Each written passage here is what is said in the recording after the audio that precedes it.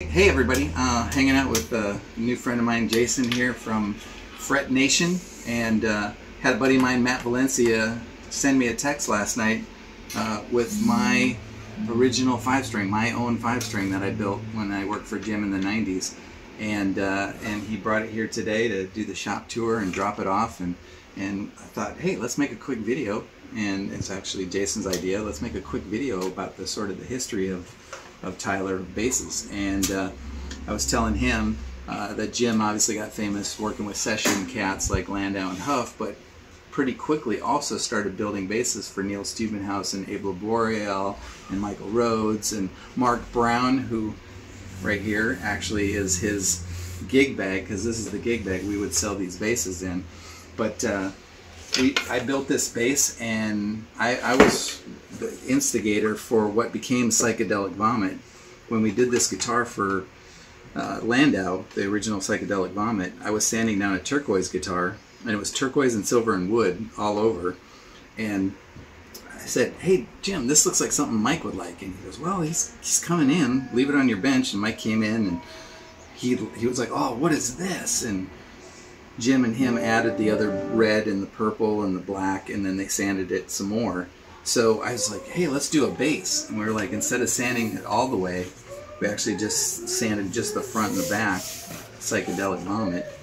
But this bass, Jim's philosophy on bass was that God came down and showed Leo Fender how to make a jazz bass. So Jim was like, let's make a 5-string jazz bass. And that, you think back to the late 80s, early 90s, there wasn't really a great 5-string jazz. But he wanted it to be jazz, but more. So these Bartolinis, which I actually found out this last NAMM show, are available again. Oh, by the way, since I didn't say it at the top of the video, the reason we're doing a video too is because I'm going to bring basses back this year. We're actually working on getting them in the CNC and building basses again.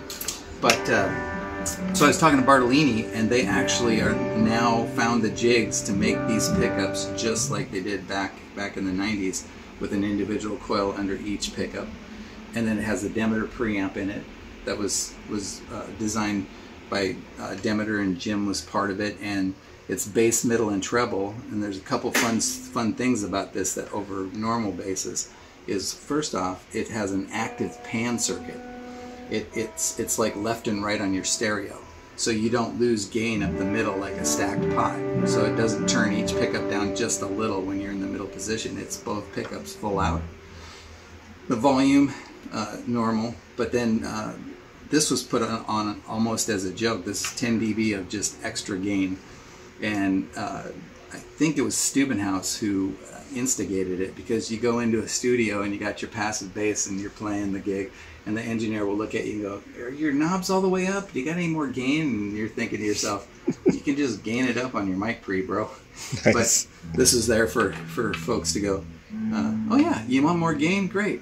The funny thing is, though, even though it was almost like a producer's knob, some killer bass players found out that if you roll this up and you roll the volume back to the same volume, it gets a little punchier for like slap and stuff. Yeah, funny enough. Sweet. Yeah.